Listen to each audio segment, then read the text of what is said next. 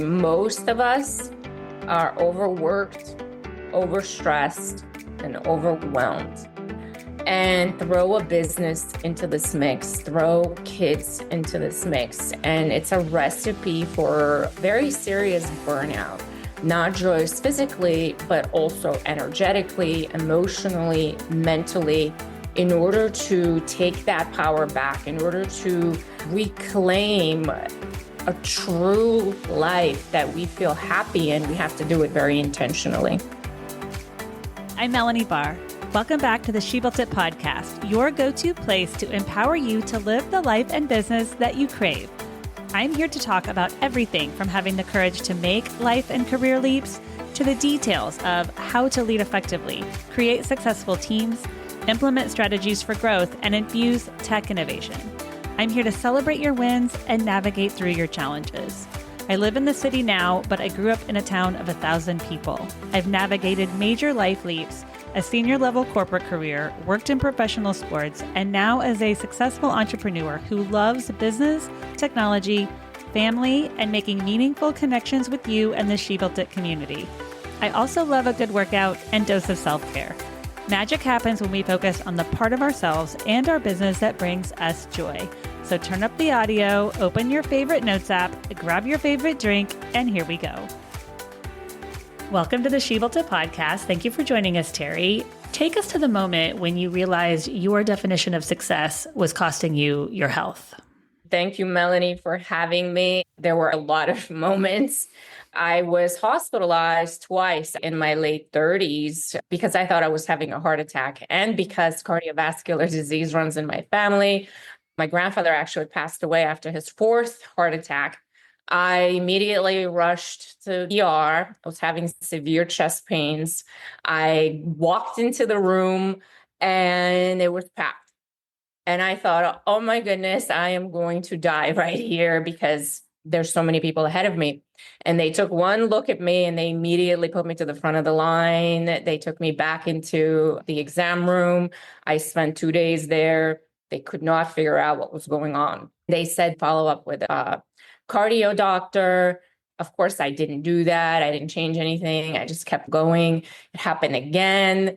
This time I took it a little bit more seriously and I started following through and figuring out what was going on. It was because I was 80 pounds overweight. As women, we tend to take on more and more. And when there's so much that we want to accomplish, we stop listening to ourselves, like you said. Yes, my late 30s, I had a thriving business in the marketing industry.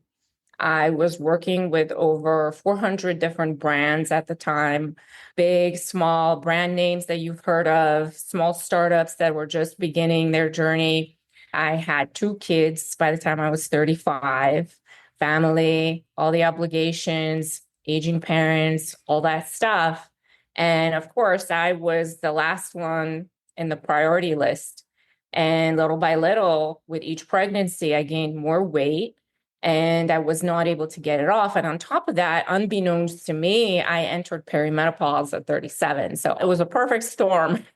That is a lot. And I have to say, I was prepping for our episode yesterday, and you inspired me to leave my office in prepping and talking for this episode because I'm pretty good at taking the time away and making sure I get the workouts in. But yesterday, I had spent all day in my office and I was like, I have not taken care of myself today. So I have to thank you for that reminder.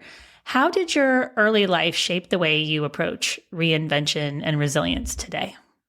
I came to this country at the age of 13. I was born in a communist Eastern European country. I defected at that time at about 11 years old. I spent 2 years in a refugee camp in Austria between 1987 to 1989, and that's when the wall fell. And so when I came here, everything was new. I had to start from scratch. And I didn't really know what reinvention or transformation meant back then. It wasn't really in the top of my mind. I had no clue. It just is something that you adapt, right? You do it. You don't really have a choice. And so over the years, I've had to reinvent myself over and over again as I found myself in painful spots. I call myself an unintentional entrepreneur. I entered the entrepreneur space at about 25 years old because I had dreams, I had ideas, I thought I could do things, and I did. I did not actually understand the impact that it would have on my health. I didn't think about transformation. I didn't think about reinvention. I was just doing things that I felt were the right path for me. And so nowadays I look at it a little bit differently. There's more intention in the activities and the pursuits that I take on. There is a better alignment to my passion and my inspiration and to my values. And I select things more carefully. This topic resonates with so many women listening because as women, we go through different times of life. You mentioned having kids, and we really want to build that business, but it's so important that we take care of ourselves. And we're moving so quickly with all the platforms and it seems like we're constantly can be in need of reinventing ourselves more often. And we can get caught up in that movement and not take the time to slow down and eat healthy and do all of those things that your business helps women do. Absolutely. Most of us are overworked, overstressed, and overwhelmed. And throw a business into this mix, throw kids into this mix. And it's a recipe for very serious burnout, not just physically, but also energetically, emotionally, mentally. There's a very big demand on our time. We are expected to do everything and do it alone. Most of us are living alone in a different city, away from our families. And so the culture is not conducive to great mental and physical health. So in order to take that power back, in order to reclaim a true life that we feel happy in, we have to do it very intentionally. What advice do you give women to avoid that type of burnout or to see the signs that it's coming? A lot of times it happens so gradually and so slowly that we don't even realize we're operating in that space. We don't necessarily have the ability to stop and analyze, okay, I'm feeling burned down and stressed out today. We just keep going because it's how we're designed. One of the first signs usually is emotional dysregulation is what I notice is when our moods are just all over the place. We may be feeling resentful the majority of the time, anger, depression, anxiety, things like that are just symptoms of being burned out. Gaining weight, not being able to lose the weight is another sign. And a lot of us are just normalizing this because everybody around us is living in this state. And so we're conditioned to think that we get a medal for not sleeping. We don't need sleep.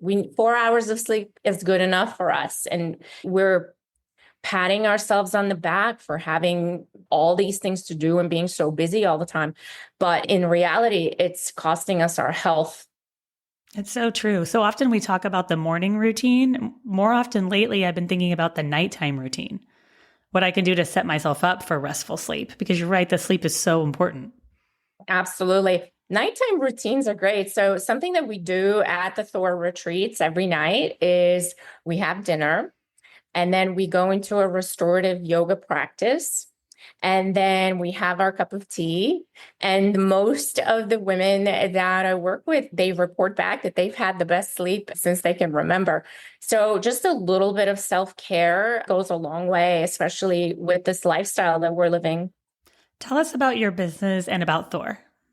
I like to say this and preface it with, I didn't just wake up one day and decide that I was going to be a health and fitness women's coach. I actually had to become a client first. And so I lived this experience. I went from being a very busy entrepreneur with multiple businesses and a mother into being a client for getting my health back together. The work that I do right now is completely the opposite of what I used to do. And that's because I lived through the entire experience. And so what we do at Thor is we have in-person retreats, and I also do one-on-one coaching with women that are looking to make a change in their lifestyle, their emotional state, their mental state, and to get back to where they felt good again. Tell us about your Thor retreats. We start out with morning yoga. We have a really good breakfast. We go out for a hike. We come back. We have a great lunch packed with protein, good carbs. Then we go into a strength training session, and I show women how to lift weights and empower them to feel confident in doing that, because getting strong and building muscle is really the foundation of good health.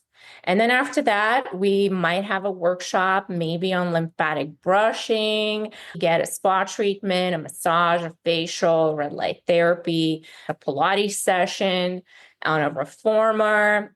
Then we have dinner, we have our restorative yoga class, and we sleep like rocks.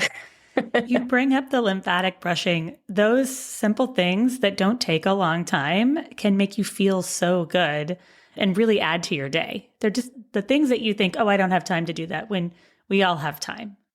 It depends on our priorities. Something interesting about the lymphatic brushes, we were in the middle of a workshop at one of the retreats, and we were watching this instructional video on how to do it properly. And we were all doing it all to ourselves.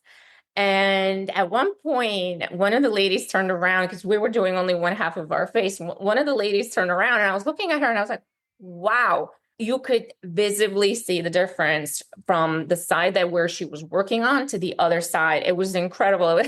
It was absolute magic. So something like that literally costs you. A good lymphatic brush is $60 for life.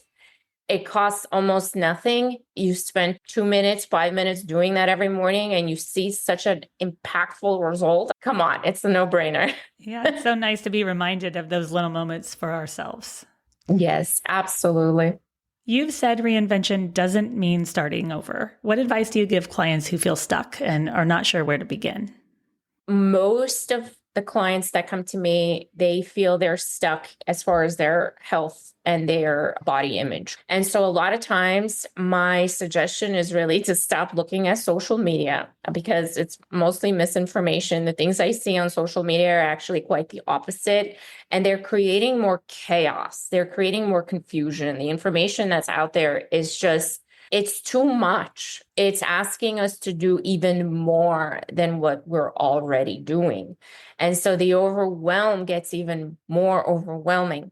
My advice is to find someone who is an expert in the particular field where you may feel stuck, and simplify down to the basics, simplify down to the foundational things that will give you 80% of the result that you're looking for. Some of the most common mistakes or questions that I hear that signal to me that we are not on the right track is, how many supplements do I need to take in order to feel better? What specific exact exercises do I need? What's my training block split? What should it look like? What kind of shoes do I need to wear? All those things are really irrelevant at the very beginning when you're trying to get unstuck. What's more important is to get your energy in the right place, to understand why you're doing something, to remove all of the distractions and the little things that are nagging at you all day and that are keeping you stuck in that cycle of constant doing and not really spending any time being. That's so true. And listening is so important. And I love your recommendation of finding an expert, because it helps you get to where you want to go so much quicker, even if that means slowing down. Yes. Sometimes slowing down is the fastest way to get to where you're going. Yes. Yes, it's so true. You walked away from a multi-million-dollar business. Tell us about that, and what were the fears that you faced? That was quite the experience. My marketing agency at the time, when I had a breakdown, technically is what I would call it, was at the height of the number of employees that it had, at the height of the number of clients and the type of clients, the prestigious clients, all of these things. Externally, everything seemed fine. Everything was going well. But internally, I was imploding. My health was going down the drain. My emotional well being was very chaotic. I was traveling nonstop. I was not taking care of myself. My priority was always the business and the children. It was never myself. And so one day I realized it was like lightning strike. I just realized that I'm going to kill myself if I continue doing this. And so it was an instant decision. Most people would say that's completely crazy, but it was instantaneous. And I knew I was done. Literally, I had nothing more to give. Was I afraid? A little bit when you're an entrepreneur, and especially if you focus on startups and things like that, you're a little bit of a control freak. Let's admit that. You A want lot of our listeners are relating right now. you want to be able to influence the outcomes, and it's your baby and you've built it and you've put all your blood, sweat, and tears into it. It's very difficult to walk away. And when you do walk away, there's a big void in your life. You tend to feel lost. You tend to feel like your identity was taken away from you. You're no longer part of that cortisol cocktail that we drink every day as entrepreneurs. And so I did experience all of those things. There was a period of grief. I was sad about it. And I had the inclination that I wanted to jump back into it, but I held back because something inside me really knew and believed that in part of you that has that intuition knew that this wasn't meant for me. I was not meant to run this rat race in this particular industry. It was killing me. And so I knew that there was something else out there for me that would perfectly cater to my strengths, that would be aligned with what I believed had value. There was something deeper for me that was going to give me fulfillment without costing me my health. Yeah, it's so great you listened to yourself, and thank you for encouraging us to do the same, because we can't take care of ourselves or our business if we don't take care of ourselves first. And so often I go through the day and I try to give myself little reminders that self-care isn't selfish. Absolutely. And I spent decades thinking that. I was one of those people that would look at someone who was going to the gym every day and think that they were just vain. And I would think in my mind, I have better things to do. I don't have time for that. Who has time to spend an hour in the gym lifting weights? What is the purpose of that? That was my mindset. And so I was very judgy towards people that put their health first. And now it's just the complete opposite. I'm like, I cannot believe I lived like that. What habits do you do to keep yourself grounded and energized? I love that question. Most definitely movement, strength training, exercising, running, going outside, yoga practice. I don't necessarily journal or do meditation. Some of my walks outside are meditative in a sense, moving meditation. I love that. I generally like to keep my routine in my day very consistent, very boring. And I love that. I love boring because I lived in chaos for so long. And so those are generally the things that I do. I don't have any one particular thing. I think yoga is very grounding. It brings you back into your body. It brings unity between the mind and the body.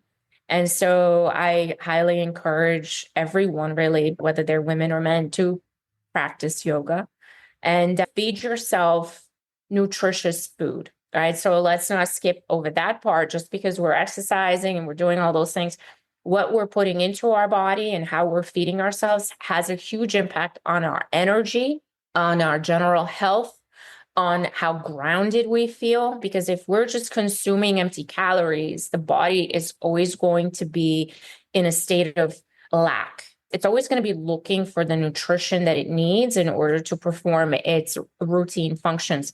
That's so true. I've been trying to eliminate as many processed foods as I can. And I recently have fallen in love with 5-minute meditations. To me, if I do that, it sets the tone of the day. I'd like to be better at doing them at night. I haven't been able to add that routine to my routine yet. And then I also got the treadmill desk. I found when I don't do it in the morning, my business mindset doesn't come as naturally when I don't get my body moving first thing in the morning. You know what's funny? You guys are going to laugh, but I wish I could show you. I am on a treadmill with a tiny stool. I'm sitting on the treadmill I love that. right I love now. it. I love it. So do you use one too? Yes, I have two of them. Wow. Absolutely the best thing ever. And then another thing, if anybody's interested, I'm experimenting with this, so I'm not ready to recommend it. But something that I'm experimenting with is doing 100 jump ropes very first thing in the morning, just to get your blood moving, just to get your mind awake, to get your body into motion, and then sitting down on the treadmill desk to That's start. so interesting because sometimes I'll do jumping jacks because it gives you a different type of energy to me than just walking on the treadmill. Yeah, so jumping is great because it gives you that rebounding benefit and it moves the lymph system and it really helps to start your day. I love that. So interesting. Magic happens when we focus on the part of our business and ourself that brings us joy. We've talked a lot about business and health. What do you do to make sure that you're finding and living your joy? My belief is that joy is not found in the results. So when we're driven by goals and we're driven by a result, I don't think that we will ever find that space of contentment and joy. And so what I've discovered and what I believe is that joy is found in the rhythm. So building our days around movement, connection, purpose, whether we're hiking or whether I'm coaching someone or lifting weights or just laughing, whatever it may be, joy in a sense is my GPS. The entire journey is about finding joy in the rhythm, in the routine, in the boring things. And so my advice is don't wait for it to show up. You create it. Go out and create it. Infuse your routines with the things that energize you and build a business that supports your life, not the other way around. I love that. Such good advice. And go through the day asking yourself, am I in a good rhythm? Because that's such a different question than saying, am I accomplishing everything on my to-do list? That's like the holy grail, right? To find a flow in your life, to find flow in your day and to be in the state of flow is where you have the highest amount of awareness and the deepest type of connection to yourself. Thank you so much for joining us today, Terry. You've given us so many wonderful things to think about as we go through the days taking care of ourselves and putting ourselves first. Please share with our listeners how and where we can find you. Thank you, Melanie. It was a pleasure. So you can find me on Instagram at How Good Can It Get? That's my motto. You can find me on my website. It's thehouseofrose.com. And if you guys are interested in connecting with me after listening to this episode, you can email me at terry@thehouseofrose.com. Thank you for joining us today. I'd love to hear from you. Reach out to me at hello@shebuiltit.com on our She Built It website or at She Built It on social. Thank you to my editor, Rich Streffolino, who always makes us sound good. Until next time, let nothing stop you from experiencing the life and business that you crave.